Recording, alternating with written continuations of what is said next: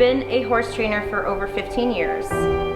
In that time, I had a lot of life changes that inspired me to look a little bit deeper into the gaps that I believe are in this industry and the way we interact with our animals.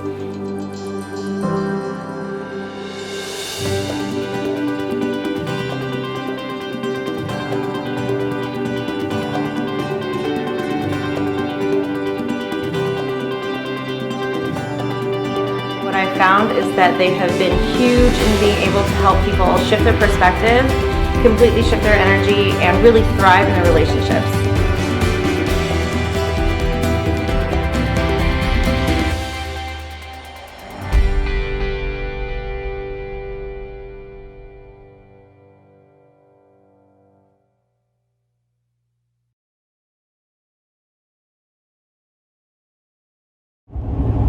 Hey you guys, okay, so I had planned for this 2021 recap to happen like last year, you know, in 2021, and I actually feel like I was in the pasture and I did do a recap and I just never edited it, and my life took over, and so I stopped. I was also going to record this one in my pasture, not driving. But you know what, like, this whole thing is about just freaking do it. Like, stop trying to make it perfect. You know, I'm so out of like vlog mode where it's like, oh, okay, you gotta record the like walking to the trailer and loading the horse. And like, no, I'm just like trying to get to where I need to go, like in general in life. So I decided, screw it, I'm going to just do the recap because I'm driving and I'm just cruising. And then also we'll have to do the intro and all that for where I'm actually going right now. So like 2021 was pretty amazing. I feel like 2020 was really about surrender. 2021 was about releasing control and patience for me, finding my voice, and really being able to show up for myself. 2021, what was January? January was a little tumultuous. It was a little rocky. A little rough start to 2021, but I made it through. February, I have no idea. March is a fat blur. March, April, May. At the end of April, I got the opportunity to do the Western States Horse Expo. That's when I found out about it. So that's basically when I started panicking about what I was going to do there. May came, no idea what happened in May. June was the actual expo. It was amazing. All my clients showed up for me. And it was cool because it sort of gave them an opportunity to like do what I do for my clients at like their events, where I'm always like get to be super chill and I'm like, breathe, you're exactly where you're supposed to be, it's all good, just do all the things. And so I was basically completely out of my body for most of the weekend, and so I had my clients there to like grab me and reground me and, hey, by the way, you're supposed to be, you know, you're on at this time, and like, do you need to eat? And they totally took care of me, and it was freaking amazing to feel so loved and supported. It was also an opportunity for me to show up outside of my bubble and choose to do what I knew I needed to do, not what I felt like people would want or expect to see from a trainer at an expo. And so Friday, I fully did a mirror session. I had my safety blankets. I had my clients out there with me. For those of you that don't know what a mirror session is, it's a guided meditation. It's journaling. It's unwinding the human side of it, because we know we are actually what's affecting our horses. And honestly, 2021 is about me just diving in with people and not like dancing around it anymore. Man, if your horse is fucked up, it's a lot to do with you. I'm not saying it's all to do with you, But there's a good portion of it that if you don't unwind yourself, then your horse is never going to get where you think it needs to be. And that's just point blank. Sorry, sucks to hear. It is what it is. So anyways, I did that on Friday.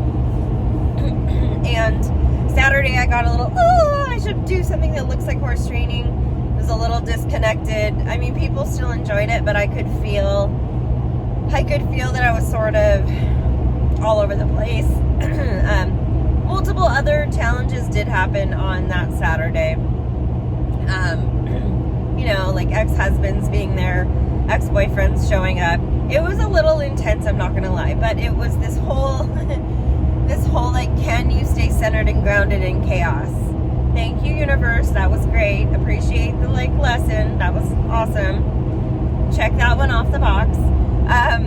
And then Sunday, I just fully stepped into it. I felt it in the horses that came with me. We were like in the zone walking over to the arena. Like, I was so grounded. I was so ready.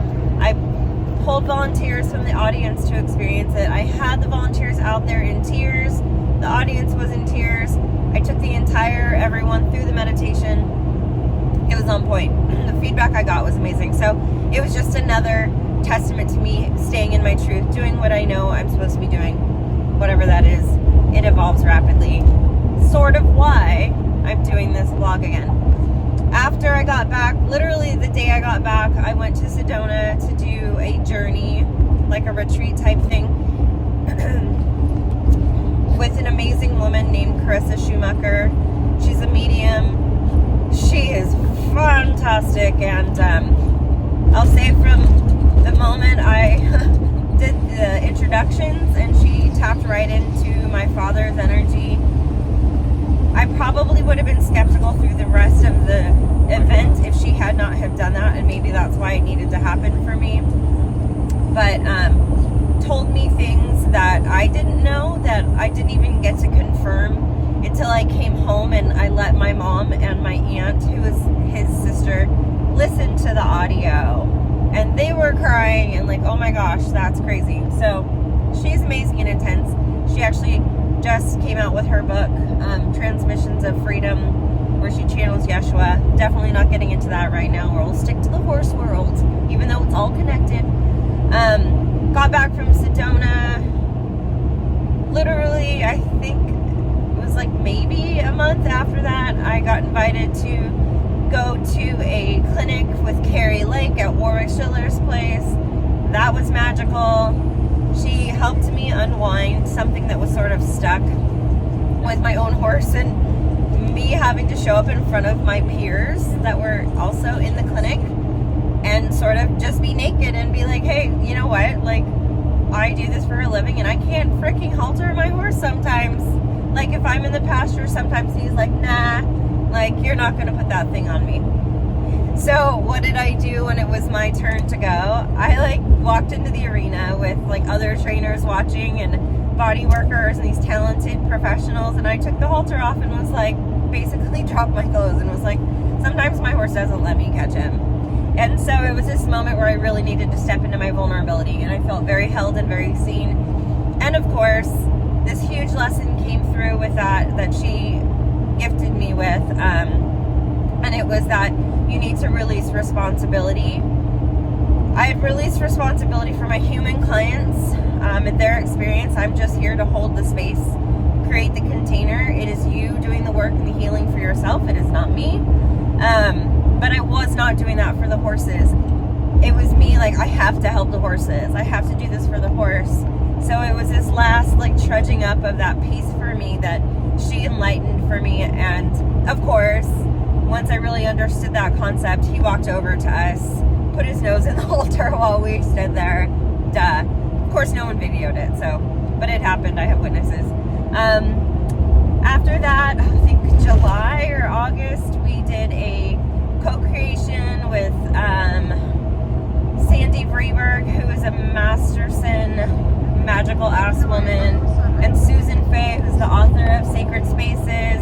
We co-created an event that we called, well, we ended up calling it SAS, and it stood for, what did it stand for? Well, Susan, Amber, Sandy. And I think we just called it Sacred Synergy, you know?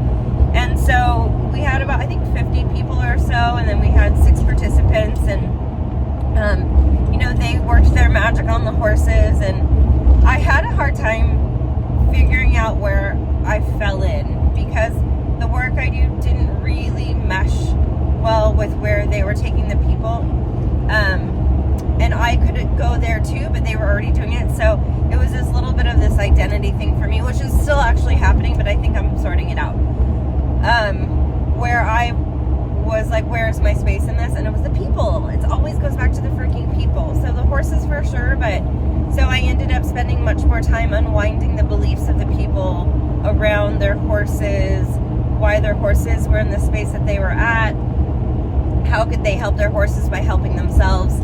You know, did a mirror session with the client or with the participants, and also took the auditors through the process, and so that was super cool. What else happened in 2021? A lot.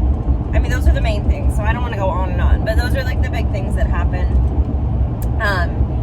Why I stopped doing the vlog, I really did the vlog. I'd started it, and then I got invited to do the virtual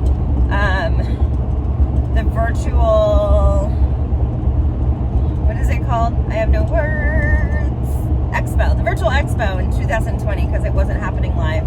And so I had already done a couple vlogs, but I needed to create like, I think 2 or 3 more. And so, so that they could put those up. That's sort of what I did for that expo. I had stopped it because real life was happening. And so why I am starting again is because, you know, there's just a deeper level of understanding I have about the questioning of, is it fair to ask horses to switch over their nervous systems and let down their guard? Is it fair? Because they have these compensatory patterns within their body and in their nervous system for a reason, just like we do. So is it fair for me to do what I do and ask them to let their guard down if I'm not addressing why their guard was up? Okay? Whether that's physical reasons, whether that's energetic reasons, or emotional reasons. So, what does that look like? It looks like there was a lot of proprioception stuff I was doing with the horses. The touch, bringing awareness to, when I move them around, I look at them and I would look at, okay, where are they holding this tension? And I would go straight in, help them release that tension so that they could utilize that portion of their body more. I wanted them to feel safe in their bodies. Same thing with the people. Let me take you through. Like, are you completely disconnected from your own body? Or, you know, are you listening to your body? Is your body giving you messages, and are you numbing them out, or distracting yourself with being busy, or having anxiety, or, you know, whatever else your choice of numbing is? Tapping into that, because those messages will get so big that you will end up with chronic pain, or you will end up with an accident. You know, the universe is beautiful the way it delivers things, but if you don't take the nudges, it will slap you across the face, sometimes literally. Sometimes you get run over by a car, you know, and I don't say that stuff lightly because it is legit. So it's about listening to your body, taking the messages. What do I need to know? Now is the time to dive into that stuff. The collective is gone and is going through an awakening. 2020 was very difficult for a lot of people for a lot of different reasons, and I believe that this shift in the horse world is directly stemming from the shift in a personal level. People's old wounds just came bubbling right up to the surface, whether it was you had a lot of time to sit with that stuff, whether the fear was triggered within you, of the uncertainty of what the planet is sort of going through as a collective at so many different levels. You know, there's a lot of people that chose to dive deeper into the healing, get healthier. There are people that got even more constricted and in fear and wound up. And so because a lot of people have looked at their own lives deeper because of all of this, it's allowing the space for the horses to be looked at in a different way. We cannot do and connect with anyone or anything that we can't do for ourselves, and at whatever level we can actually connect with ourselves. So that's where we're at. So I think that's why there's a shift. There's a lot of trainers starting to just come out of the closet and be like, you know what, this isn't cool. Like, we know way too much about the bodies to be training the way we train.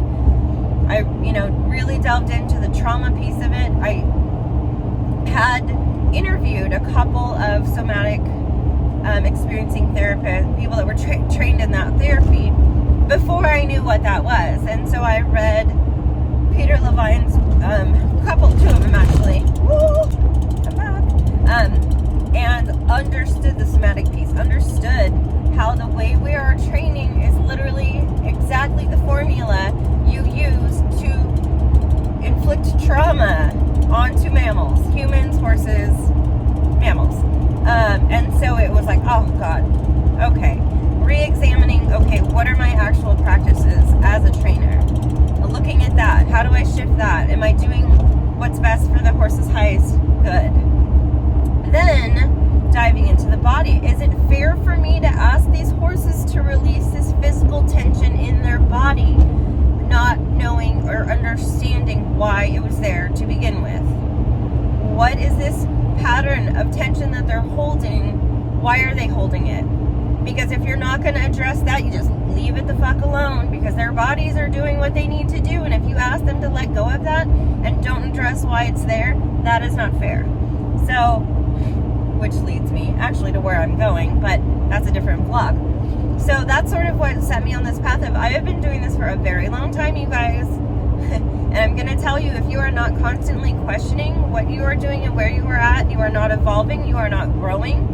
If you are so stuck in the way that you do something, that it is your way and it is the right way, and you've done it this way for so many years, so you know that, and you hold so tight onto that, you are not going to open up to levels at which you can reach and expand what you're doing, and for your horse's betterment and for your own. So that's all I'm saying. Why am I starting the vlog again? Because that's the space I'm in. And I have been given so many opportunities in the next couple months for that level of growth to start to happen. And I thought, wow, like if I'm here and I'm learning this stuff, then why would I not share that piece with everyone? It's not about being a trainer that knows all the things, because that's bullshit. You know what I mean? Because human beings in your profession, you should be a forever student. You should be open to hearing what other trainers have to say, what other body workers have to say, farriers, vets,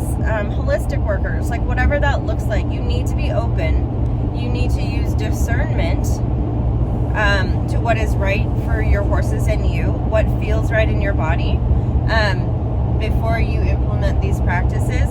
But explore it and stop being so shut down to that, and I am not in a space where I'm like, this is mine, you can't see what I'm doing. I don't need or want you guys to be dependent on me, and anyone in training with me or anyone that works with me knows that. I give you a framework, and I tell you, you better find your practices that gets you to tap into your intuition and be open to understanding things at a deeper level, because this is the way we're at. This is where we're at right now. So I'm talking my standard. I think I'm going to stop bringing horses in training. I've been called to do that multiple times in my career, and I just keep taking horses in training because someone will call me and will be like, please, and I do it because I need to shift into doing maybe just week intensives with people and their horses. I'm going to spend 5 days with you. We're going to work out. Are their teeth okay? Is their body okay? What do their feet look like? And then let's unwind you in a way that still honors their body if they have things going on. That's not going to take that piece out of integrity until it gets worked on. And I'm talking, there are no more little circles. There are, there's just a lot of things that have shifted. I'm going through a certification. I'm going to different clinics. I'm sort of leveling up in that way and understanding so that I can support people in that way when they're around. But also, I think I'm just pulling back from that horse training piece.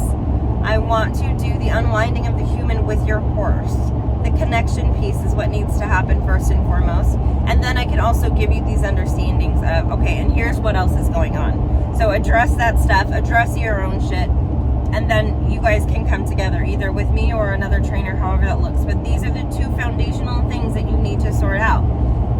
I did a clinic, then that'll be the next vlog, that sort of went there with people, and they really started to understand, like, holy crap, like, my timing and feel is so not on point, that how could I get on my horse and expect to be able to ask it to do these things if I can't even do it on the ground?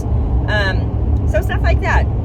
So that's all. One thing I'll say that really sparked this, to do this at this level, is I had a horse, and I did before and after stuff with it, and it was really impressive. It was so impressive. I only had him at my house for 3 weeks. He went from bucking and bolting with his owner to going around on the buckle in a really calm manner. And I thought, wow, look at me go. Like, I did that, and I felt really proud of that. And one of the things that I had told her was, you know, when you get home, get his teeth done, because he's off the track thoroughbred, hadn't had his teeth done, I was sure of it. And so she took him back home. She's in a crazy spot in her life. It didn't happen. He was coming back anyway, so I said, did you get his teeth done? And she said no. So I said, okay, cool, we got it done that next Monday. Solid, good to go. The dentist couldn't come. Vet came out to do his teeth and was like, holy, like, his teeth were so bad. Okay, so hear me out. This is the part that screwed me up a little bit and got me all, like, twisted and upset. There is no reason why that horse should have gone around like he did for me when he was there. He should have fought. He should have said, no, I'm not going to soften because it freaking hurts. He should have fought me, and he didn't. And that screwed me up so bad, because I had checked in with Tammy, I believe, and I had said, holy, like, why did that horse go around like that for me with his teeth like that? I don't want to do that to horses. I want them to tell me they are not okay. How did I do that? Why did it happen? I don't ever want that to happen again. I don't ever want to touch horses again if I can make that happen. And it was like, well, when horses have not been listened to for so long, and then they're with someone who's willing to listen, who's willing to take that stuff into consideration, who's willing to hear them, see them, then they're willing to set aside some of that stuff at some level and do what you're asking. And the big thing about that really screwed me up, and I didn't realize it until last night. I was like, why is this so upsetting? It's upsetting because it's upsetting. If you care at all about animals or horses or anything around you, that's an upsetting thing to think that something would do that for you. But mostly, I realized my entire life, that is what I have done. In relationships, for clients, for friendships, I have disregarded my own discomfort and my own needs to just please and do what I thought was best for other people. And it felt like shit. It felt like shit when you were in that space. And it, like, broke my heart, because I'm finally not there. It broke my heart to think that I was on the other side of that. That I was asking, somehow unconsciously asking something to do something for me, unknowingly, but, like, now knowing, that was compromising them and making them uncomfortable, but they were still willing to do it because they had that connection with me. Or, you know, I was just like, oh God, oh my God. So full meltdown there for sure. So that's where I'm at. I don't know what it's going to look like, but I'm doing so many cool things that I wanted to make sure that I offered the opportunity for learning and growth for you through my own stuff that I'm going through right now. So that's what I'm doing. That's where I'm at. And that's all she wrote. Yeah, none of it is going to be perfect. The editing will be subpar. I'll do my best to get back into vlog mode and, like, you know, recreate the day, but I already screwed today up, so whatever. Perfection is an illusion, and let that go. Okay, that's all. So, welcome to the journey. If you want to follow along and you want to keep updated, go ahead and subscribe to my channel. Share this if you so choose. Also, if you don't know my story, you don't know my horses, you don't know, a lot of my vlogs have been sort of educational from clinics and lessons I've given, so I try to make that piece intertwined in there. Honestly, I don't even know if what I've said in the last vlogs relates anymore, but it's part of my journey. Nothing too terrible. It was only a year and a half ago, so I'm sure it'll be fine. So if you want to catch up on those, I'll link the link in the link of this and all the things. And okay, so love you guys, and I will see you on the rest of my journey.